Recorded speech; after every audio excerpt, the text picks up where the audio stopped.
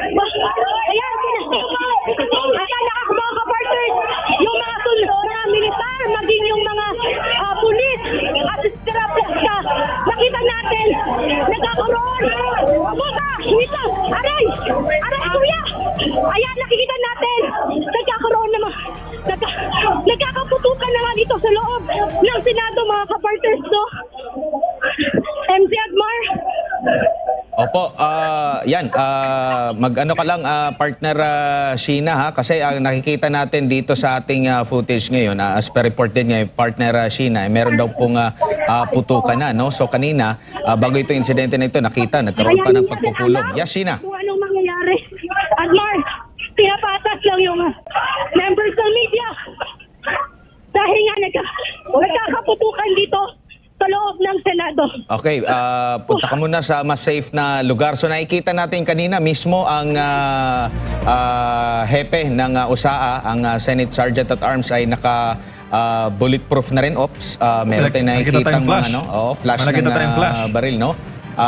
Putukan. So yan po yung ongoing doon sa loob ng Senado. Hindi pa malinaw kung sino ba ang purpose or sino yung subject ng operation na yon ng nakita natin mga miyembro ng militar, miyembro ng Sergeant at Arms, and at the same time mga pulis kanina naka-full battle gear, may mahabang armas, meron ding bulletproof, no? So yan po yung mga kaganapan sa loob po ng Senado, mga kapartner. Hindi pa natin alam kung sino bang subject nitong kanilang at sino yung maaaring maging kalaban nitong mga authority nito, partner MJ. Oo, nakita natin kanina, partner, na nakakasa yung baril ng mga taga-OSAA at mismong ang chief nila, ang hepe ng OSAA na si Retired General Mao Plasca ang nanguna doon sa pag-formation nila.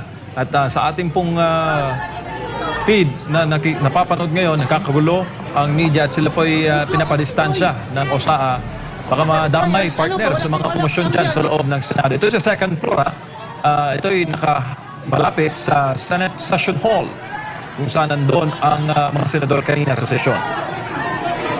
Opo, at tuloy-tuloy pa rin yung ating pagtutok dito, no? Once na ma-settle na at nasa safe na rin na lugar si partner Sheena, nakikita natin dito sa live. Makuha natin yung information kung ano yung subject ba, no? Ongoing pa rin po, nagkakaroon po ng kaguluhan, pinapatabi lang po, pinalalagay sa mas safe na lugar yung mga miyembro ng media. Tanaw pa rin natin yung mga miyembro din ng mga sundalo at mga pulis, bit-bit yung kanilang maabang armas. Partner Sheena. Yan, narinig natin, Admar, yung putukan, palitan ng baril. Go ahead, Sheena. Ilaw na nga dito yung pinatay at narinig talaga natin yung sunod-sunod na putok ng baril. No, hindi natin alam kung sino yung kainkwentro ng mga Marines, ng taga-USAA at maging yung kanilang yung mga pulis na deploy dito sa loob ng Senado. Agmar, MJ? Yes, go ahead. Lahat ba ng mga dyan ay lahat ng mga miyembro ng media? Yung maraming mga... Ayan, lahat ng miyembro ng media nandito sa loob dahil hindi na nga pwedeng makalabas. Ayan, hindi din kami allowed na pumasok doon sa mga upper room dahil iniisa-isa nga ng mga taga-USAA yung room. At kanina nga sinabi talaga ni General Plasca na very dangerous operation yung kanilang gagawin at may aarestuhin sila individual. Kasi ito, sinabi niya kanina na articles of impeachment lamang yung dahilan kung bakit kailangan mas maging mahigpit yung security. Ayan, nagtatakbuhan. Huwag ka lumayo sa akin, te. Nagtatakbuhan yung mga miyembro ng media dito at iba nga ay pinapadapa. At ayan, nakikita niyo mga kapartners yung sitwasyon dito sa second floor area. Dahil kanina nga may informasyon tayo na may informasyong binigay sa atin na nasa vicinity lang talaga ng Senado itong mga NBI agent, Admar, Jade. Opo. Ayan, yung ibang area, ate! Yung ibang area dito ay pinapatayan nga ng ilaw. Yan, nakita natin si mukhang si ano yan, no? Si OSAA Chief Plasca. Yes. Ito. Ayan, magbibigay sa ng update. Pakinggan natin, Admar. Sir, ano pong nangyayari, sir? Any update lang po, sir? Ba't may mga sunod-sunod po na mga pagputok ng mga baril? Ayan, pag inuutok na nila na yun yung ilaw dahil pinatay na. Sir, anong meron, sir? At may hinahanap sila, Admar at MJ, na hindi natin alam at inuutusan lamang nila na patayin yung ilaw. At yun nga, sabi nga ng pinapaalis nga ng sa area, no, yung mga members ng media at even yung mga empleyado ng Senado. MJ, Admar. Nakita natin kanina sa screen, Sheena, yung isang cameraman natin may feed pababa ng ground floor. Sarado pa rin ba ang buong Senate building? MJ, sinabi ko nga kanina, naka-lockdown talaga yung buong Senado. Kasi sinabi ni General Aplaska, very dangerous operation yung kanilang gagawin. At nakikita natin dito is yung isa-isa nilang pinapasok yung mga opisina dito sa loob ng Senado at ipinag-uutos nilang kung saan napatayin yung mga ilaw. Walang pwedeng pumasok galing sa labas at wala rin pwedeng lumabas na galing sa loob ng Senado. MJ and Admar. Sheena, clarify ko lang din kung hanggang sa kasalukuyan din ba yun yung purpose din yung paglabas ng mga senador para mailagay din sila sa safe or nandyan pa iba yung mga senador sa kasalukuyan? Admar, dito sa second floor, wala na yung mga senador na sa kanilang mga opisina. Pero hindi pa lumabas sa opisina itong si SP Cayetano. Sa second floor, andyan ba yung plenaryo? Admar, dito sa second floor, nandito malapit yung plenary or yung session hall. Pero yung area kung saan yung OSAA, dito yung sumulong area kung saan ginaganap yung mga presko no, ng mga senador. Dito din yung Senator Jose P. Laurel Room.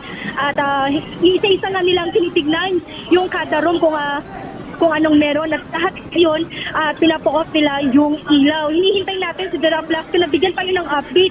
Dahil questionable nga yung nangyayari ngayon dito, yung kaguluhan. Kasi lahat sila nakasuot ng bulletproof. Even si General Aplaska, ayan, may bit-bit din na malaking armas.